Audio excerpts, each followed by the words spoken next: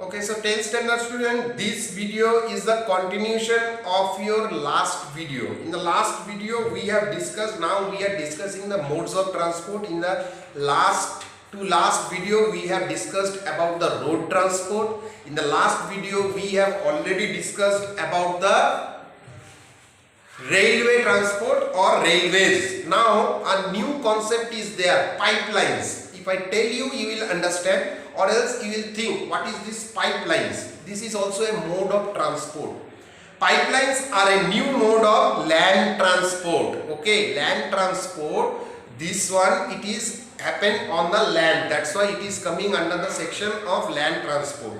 Pipelines are a new mode of land transport. Pipelines are laid under the earth surface, means under the earth surface means beneath the earth. Pipelines, big huge pipelines are there which are connecting from one country to other, even they are under the seas also. Pipelines are laid under the earth's surface. They are mostly used to transport crude oil from oil fields to oil refineries. Okay, see, mining, what happened in the mining, we have to take that mining, that manganese ore or iron ore, we have to carry it from the mining place to the industry. But crude oil, they are liquid, no, they can easily be sent through a pipe. So what happened, this pipeline transport, what happened, this is a mode of land transport. In this, the pipes are laid from the these mining areas or refinery areas of this one crude oil. Okay, so they are from the field, from where we are getting that crude oil. Crude oil means that raw oil, that one to be sent to the industry, and in that industry, with the help of the equipment and technology, we make it the petroleum, diesel, whatever it is. Okay, but this raw material, it is carried out from the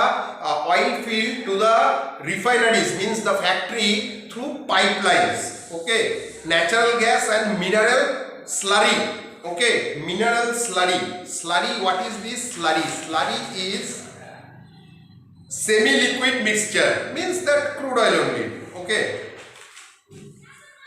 the total length of pipeline in India is 35,676 kilometer. Okay, in India it is there. So from one state to other state, if we have to send oil, we can use this pipeline rather than using the road transport or other transport, means this railways and all. We can send it through this pipeline also. The Hazira Bijapur Jagdishpur HBJ gas pipeline is the longest, 2,300 kilometers in India. In India, this is the longest pipeline. What is that? Hazira Bijapur and Jagdishpur. Okay, it connects.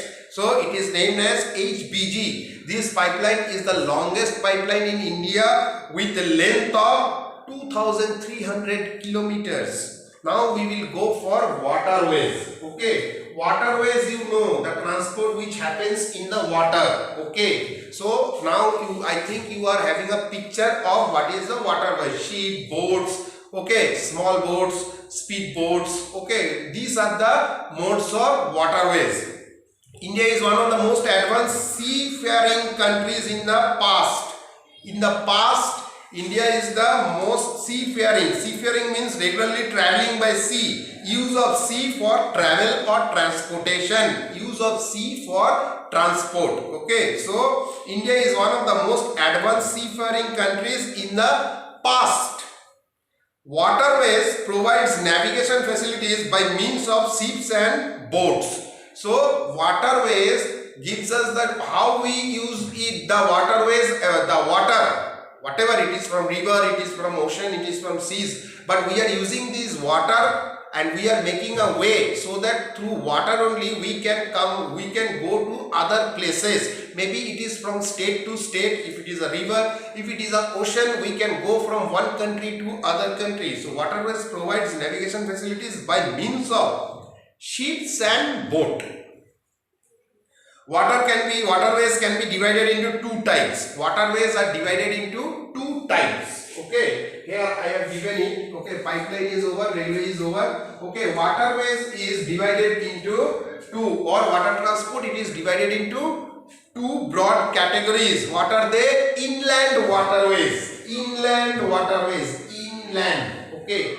It's not outland. It is inland waterways and ocean or sea waterways. Inland waterways means the waterways which are there within the country. So within the country we don't have any seas or ocean. We are having only river. So we have to use this river for the transport. That is the inland waterways. Rivers, lakes, backwater and canals are the inland waterways. Okay. So rivers, lakes, backwaters and canals are the inland waterways. What is backwater? You will get it in the keywords. Very easy.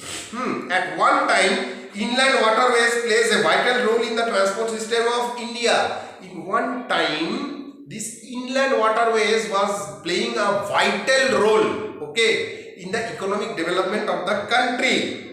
But it plays now limited role. Now it became limited due to the development of roads and railways. Okay, when there was not sufficient road and railways, that time it was a very vital, okay, mode of transport. But once gradually the roads and railways came into existence, the use of waterways, inland waterways, it becomes less.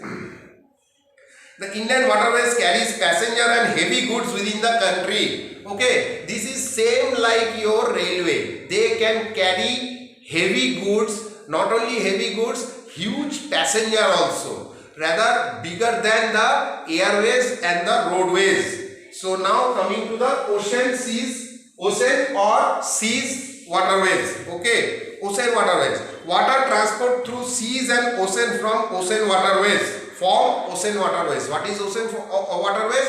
The transport which we are doing through the seas or ocean. India has a long coastline and various ports. India has a long coastline. See, India is surrounded, the three sides of India is surrounded with the oceans only. Okay, Bay of Bengal, Indian Ocean, Arabian Ocean, everything is there. So we are having a ocean part. Not only ocean part, we are having huge ocean part and also coastline also, means where it is connecting the land and the water of this ocean, that is the coastline.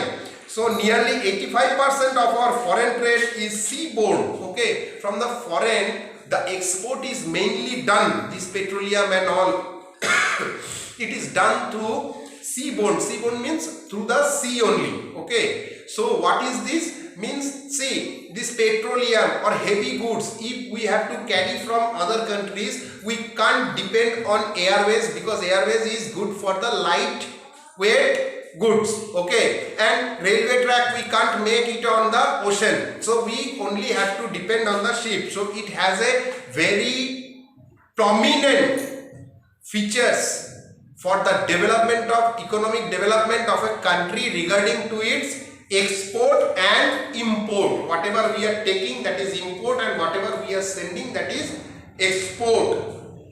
Okay, now we will go for, so you understand all this thing. Now a very vital thing is the ports. What is a port?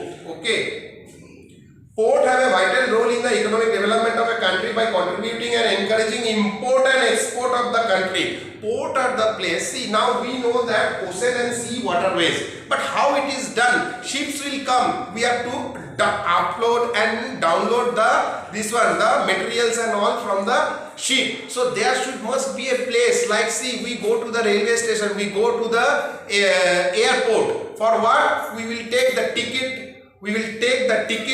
And also there are also cargo ships or cargo trains are coming. No, unloading should get done. A place should be there. Like that only, this is also port. Like airport, okay, railway station, okay, this is waterways. So we are using it only as port. So port has a vital role in the economic development of a country by contributing and encouraging import and export of the country. Import and export means goods will come to our place and goods we will be sending. So how? We have to do the packing, we have to upload it to the ship, that place. And even ships are coming, ships are going, they need repairs also. Where they will come? That big ship, we can't take it to the factory for repairing and all. Their places are there, facilities are there provided to them for the repairing purpose also or servicing purpose. Heavy goods and large number of passenger can travel distance places in ships, and ports are the feeders for such economic activities. Okay, ports are the feeders, means they are the place from where persons can go to other places. Even we can send the goods also. The coastal places where ships are sheltered are called ports. The coastal places means the place where the land meets the sea. Okay, so the coastal places where ships are sheltered means they are having a place where they can get uploading and unloading also can be done, and servicing also we can done. They are meeting point of land and sea routes where ships are docked for loading and unloading. There are many ports in India. In India there are many ports. They are grouped under major, intermediate and minor. Ports are there which are very huge in size, very middle type of size and minor size. Okay, these ports are facilities for large ships. Large ships are coming from other countries to our countries. They are coming to the major ports to have a sheltered harbor and modern facilities for handling cargo. There are 14 major ports in India. 14 major ports in India, of which 6 are along the west coast and 7 are along the east coast. 6 are in the west coast, means the Arabian side of our country. Our country, see, if it is India, no, this side is the west, this is the east. Okay, so west side we are having 6 ports, and in the east side we are having 7 ports, and here we are having this Andaman and Nicobar Island. There also one big port is there. Now port wise, just I will tell you the name. Ports of west coast. I will name the port and state. Kandla, Gujarat. Mumbai, Maharashtra, also known as Gateway of India. The Gateway of India is the Mumbai, the main port of India. Okay, Jawaharlal Nehru Port, it's also in Maharashtra. Okay, Morugua, it is in Goa. New Mangaluru, Karnataka, it is also known as the Gateway of Karnataka. Kochi, Kerala, also known as Queen of the Arabian Sea. Now the ports of east coast. Okay, Tuticorin, Tamil Nadu, Chennai, Tamil Nadu, oldest port with artificial harbor it is having. Okay, Ennore, it's also in Tamil Nadu.